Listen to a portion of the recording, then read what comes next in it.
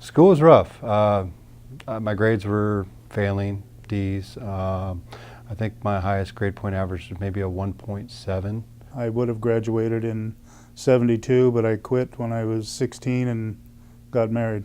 It was pretty much involved drinking and just partying and hanging out with the people and skipping school. I started getting in trouble at the age of 11. Mom was able to kind of hold me down until I was like 13, on the cusp of being 14. They placed me in foster care. I started drinking and using drugs right around age 7. The drinking was a pretty serious thing. I drank all the time, anytime I could, usually when I went to go visit my mother. The drugs, they also came from her. They were ones that, because she always had different, pills and meds and stuff, or marijuana and stuff around there. And so I got my fair share of whatever I wanted. And then it really escalated probably around the time I was 17 and 18, and that was right when I was kicked out of the last high school I was in. I've been on some type of juvenile probation, adult probation since I was 13, and I'm 29 now. I had jobs here and there, but every time I'd get paid, I'd pretty much go to alcohol or drugs. I went in the manufactured home business. I had 12 sales centers under me, and I oversaw all 12 sales centers. I've got 5 kids. Actually, I got 2 stepkids, but I raised them. So my oldest will be 40 in October, and my youngest daughter is 31. I actually have 4 kids, 2 of which I have a great relationship with right now. The other 2 I gave up to their mother. I did a lot of work, spent a lot of hours, and I picked up a charge. I think it was a possession charge, and I became a felon. And I just kind of gave up on life there. I gave up on life for about 5 years. I was homeless. I started running the streets. And meth doesn't care. They don't care who you are. It doesn't care what size of town you're from, how much money you got, how good your marriage is, how good your family is. It'll take it all from you. And I'm here to testify that. It took everything I had from me, and I hit bottom and I kept digging. I got hurt and I couldn't work for a couple of years. And I ran into a friend of mine because I didn't have no money. I lost my house, credit, everything, my car. And a buddy of mine that actually lived here in Salem turned me on to selling cocaine. Finally got busted with just a possession charge over in Polk County. And that just, from there on, it just spiraled. I got a couple more, another one for delivery, and then another one for delivery, and ended up with 5 years parole, but screwed that up, and then ended up with 57 months in prison. I went into a party and was told I couldn't have alcohol because I wasn't of age, and decided I didn't like that, and made a choice to go out and break into a police car and take his gun out and go back in after him. I was fortunate I didn't go to prison that time. They gave me 2 years in county jail. It didn't take me long before I ended up committing my next crime, which in turn did end me up in prison that time. There's been a few times I've been to prison, actually 5 altogether. I've been to prison 3 different times. First time I was in prison, I did 24 months. I was out for a little over a year, and then I started using again. I went back for 15 months. I was out got out in 2007. I was out for 30 days, and I caught a felon in possession of a firearm charge, and I went back for another almost 4 years. This last time when I went to prison, I got tired of it. I have a beautiful daughter that I'd never have been there for. My son, who loves me, he's crazy about me. But when I was in prison, they stopped writing. Everybody stopped contact with me. So 39 months was this last time that I was in there, and with no outside communication, not knowing what was going on. I started got out March 2nd, 2010, and went right into the SOAR 2 shortly after that.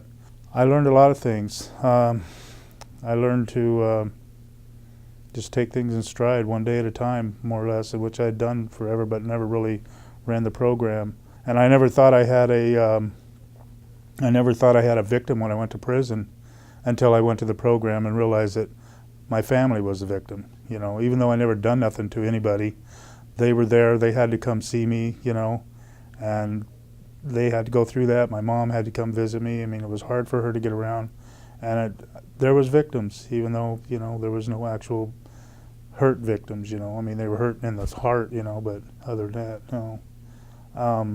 It's just taught me so much. They opened the doors for me to go to school. I would have never caught myself in school, or I would have never, without them showing me the way, I would have never went down there and signed up for school. SOAR was different. It was, you know, I thought I knew everything when I went into SOAR because I have gone through so many programs. I went through boot camp, I went through Powder River, I went through Turning Point. I mean, I pretty much covered all the programs inside. What was cool about SOAR out here was the fact that, yeah, they teach you a lot of the basically same stuff, but they help guide you through everyday living while you're out here. They don't teach you that inside there. They teach you how to stay clean and sober by going to meetings, doing the book work. But when you're out here is when you're really having the problems. And what was cool is when I was starting to have those problems, they were helping me deal with those problems and show me how to get through them. If it wasn't for the SOARS program, I would have ended back out on the streets. I was homeless for 5 years.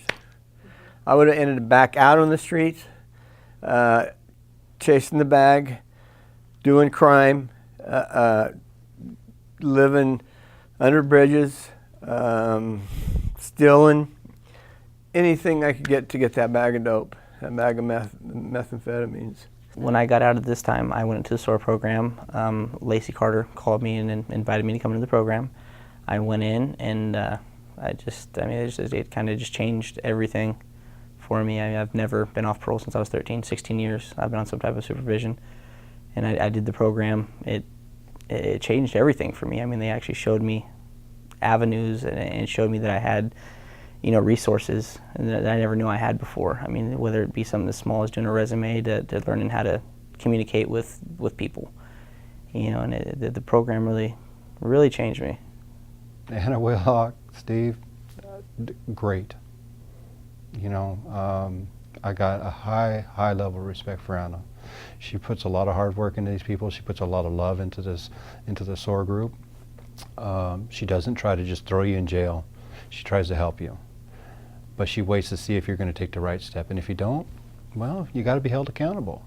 The SOAR program is just done me wonders. It's hard, but stick with it because it gets better day by day. And it's, you know, it's just the way to go. The SOARS program was a wonderful program. People poured their hearts out.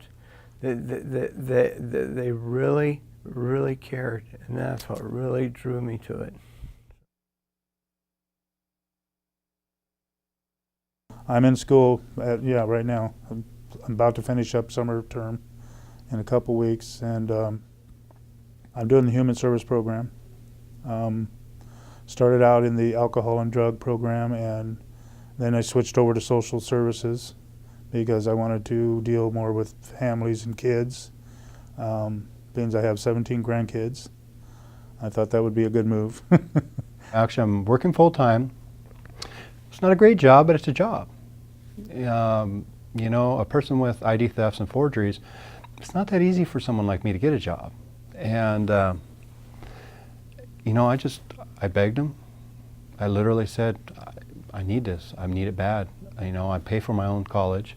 I don't get financial aid and stuff, so I really needed that job to complete my goals. I didn't know how else to do it. So, you know, he hired me to just don't let me down.